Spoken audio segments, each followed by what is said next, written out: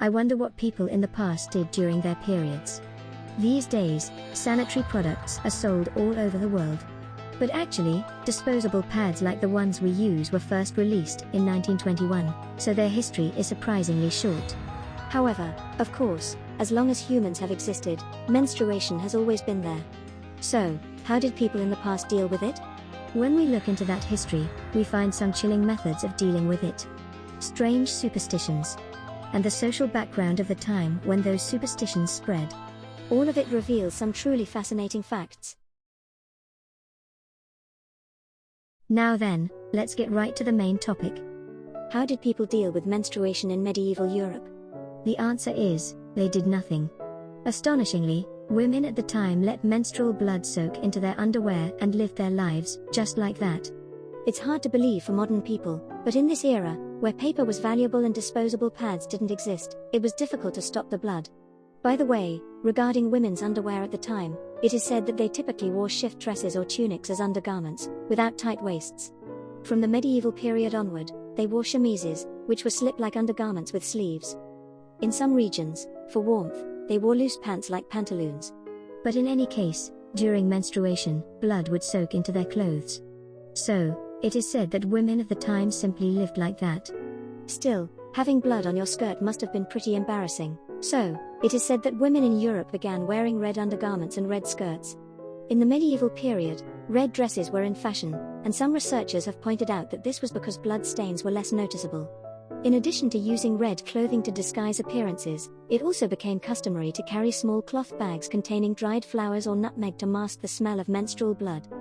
These small cloth bags are thought to be the origin of modern scent sachets used for enjoying fragrance, but in reality, they likely didn't have much deodorizing effect on the smell of blood.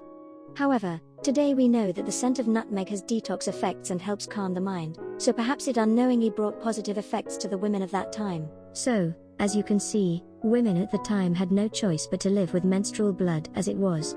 That alone is already more than bad enough, but women back then were living in even more horrifying conditions. Believe it or not, during that time, not only bathing but even doing laundry was rarely done. That's because, in this era, not only was it difficult to obtain clean water, but people also believed that touching water was bad. Medieval Europe was a time when the plague spread widely. People at the time believed that the plague spread through water, so they avoided touching it. Because of these reasons, bathing or doing laundry was not done frequently. As a result, women during their periods had to spend those days in extremely unsanitary conditions. Just imagining having blood on your clothes and body for even an hour is awful, and thinking that this went on for several days is horrifying. And of course, people back then also tried to do something about the situation. It was in this context that the menstrual belt was developed. A menstrual belt was a thin belt shaped like a T, and a pad was attached to it to absorb menstrual blood. Women at the time would fold highly absorbent linen and use it as a pad like modern cloth napkins, washing and reusing it. By changing the pad, women could live more hygienically compared to wearing blood-stained clothes for several days. With the appearance of the menstrual belt, one might think that women's problems were solved, but things didn't go so smoothly. Although the invention was revolutionary, the menstrual belt was worn hanging from the waist, making it difficult to secure the pad firmly, and it lacked stability. As a result, the pad would often fall from the hem of the skirt, exposing menstrual blood. People who saw the fallen pad were shocked and horrified. Because of this, makeshift pads came to be known as filthy rags or dirty cloths and became widely known. Some women, who didn't want their blood-soaked pads to be seen, are said to have gone back to spending their periods with blood on their clothes, just like before the invention of the menstrual belt. Also, nowadays tampons are used as menstrual products, right? Somehow, it feels like they were developed relatively recently, but surprisingly, their history is quite old, and the oldest ones are said to have existed around 4000 BC. Tampons have been discovered inside mummies of women from that era, showing that they were used as disposable tampons. Though tampons have an unexpectedly long history, by the medieval period, as I mentioned earlier, linen, which felt better on the skin than paper, was used instead of paper. In this way, linen came to be favored as a menstrual product in the medieval period. However, at that time, linen was a luxury item only the wealthy could obtain. Therefore, there were also women who couldn't access linen. So, how did those women deal with menstruation? In reality, women in rural areas and poor women are said to have used plant fibers and moss. These were used as substitutes for cloth pads or stuffed into the body to cope. Furthermore, There are even records that rags were wrapped around tree branches and used as tampons. Just hearing about it gives you chills, right? It really makes you want to be grateful for the fortunate environment we live in today. And of course, menstrual cramps also existed at that time. The ways people dealt with period pain back then was shocking. There are records that people would put the ashes of a burned toad into a bag and tie it around their waist to relieve the pain. It seems to have had some magical or ritualistic meaning, but the details are unclear. By the way, in Japan, as early as the 800s, a T-shaped menstrual belt like a loincloth had appeared. This was the same as the menstrual belt developed in Europe, where a pad or paper was held in place by the belt. At first, it was used by members of the aristocracy, but over time, cloth and paper became common among the general public. After the 1600s, it is said that commoners made menstrual belts by placing scraps of cloth or washi paper. Women who could not afford a menstrual belt are said to have coped by placing or stuffing soft plants like moss or water moss. In this way, it seems that the methods used in Japan and Europe were quite similar. Now then, let's return to medieval Europe. In fact, during this period in Europe, there were major misunderstandings about menstruation, and many superstitions existed. Nowadays, everyone knows that menstruation is part of a woman's reproductive cycle in preparation for pregnancy. However, in times before the mechanism of menstruation was understood, it was seen as sudden, unexplained bleeding. It's easy to imagine how terrifying that must have been for people in an age when science was underdeveloped. As a result, many people in Europe believed that menstrual blood was poisonous or poison itself. Since blood is easily associated with disease and death, menstrual blood was seen as something extremely frightening. And this belief took deep root. Even physicians and so-called scientific experts after the Middle Ages believed menstrual blood was a disease for hundreds of years. And fear spreads quickly and grows rapidly. People at the time feared women's blood so much that they created many superstitions. For example, menstrual blood is deadly poison. Menstrual blood has such strong magical power that it can rot crops and wine. Menstrual blood drives animals insane. If you touch a menstruating woman, the tip of your nose will wither. In this way, there were superstitions that treated menstrual blood exactly like poison. And people's misunderstanding didn't stop at poison, it evolved into curses. For example, if you look into the eyes of a menstruating woman, you will be cursed with illness. If a man has intercourse with a menstruating woman, his body will be burned by her toxic blood. If a woman gets pregnant during her period, a red-haired child will be born. In this way, some truly outrageous ideas began to appear. By the way, the reason why having a red-haired child was considered bad is because, in Christian cultures, red hair was associated with the devil, and red-haired women were strongly linked to the witches and heretics. Red hair, as an object of fear, was connected to the color of menstrual blood, and it was believed that red-haired children were born because of it. Even today, in some countries, discrimination against red-haired people still exists, but many people now recognize it as mere prejudice, and such discrimination is gradually decreasing.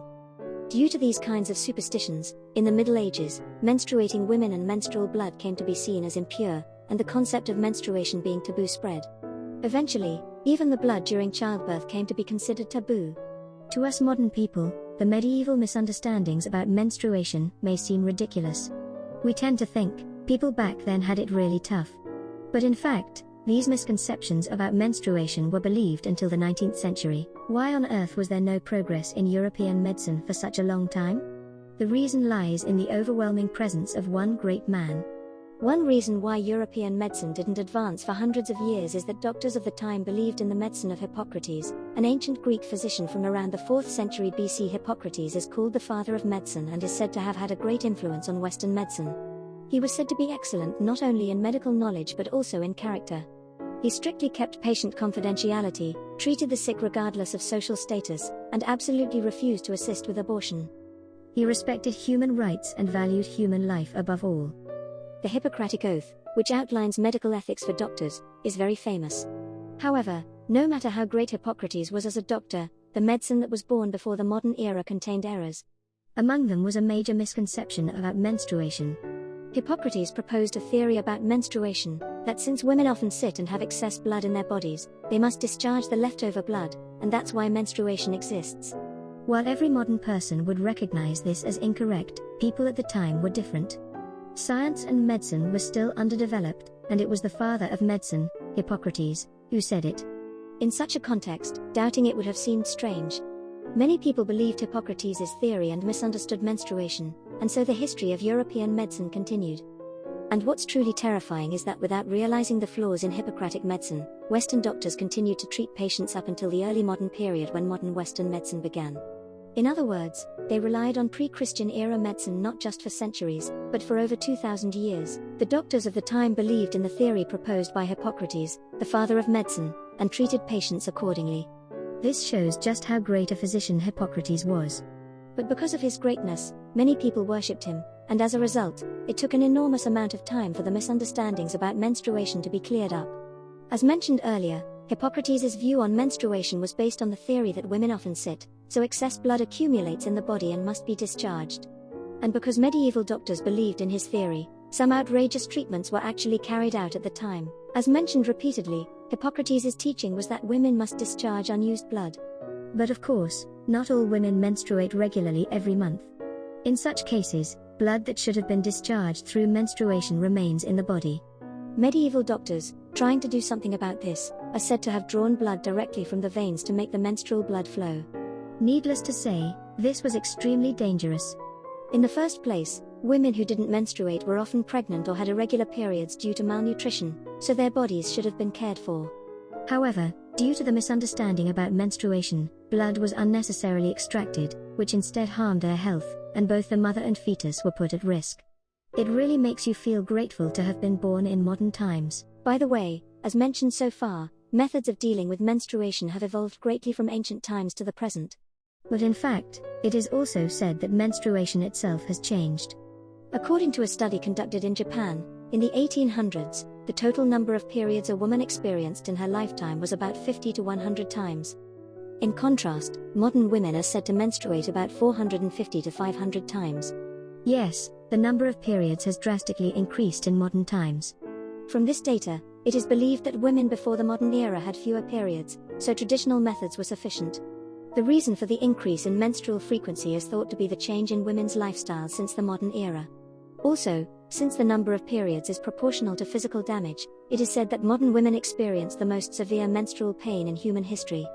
As a result, it has been found that modern women experience various physical and mental symptoms caused by menstruation. In the medieval period, there were common beliefs that are unimaginable by today's standards. The idea of menstruating women being treated like a curse feels almost like a joke now. But this is undeniably a real part of human history. Every time I learn such facts, I can't help but imagine that, from the perspective of humans hundreds of years from now, today's common sense might seem ridiculous. The history of the world is still full of mysteries. Let's continue our journey together to uncover the secrets of the world. Well then, see you again on our next journey. Thank you for watching.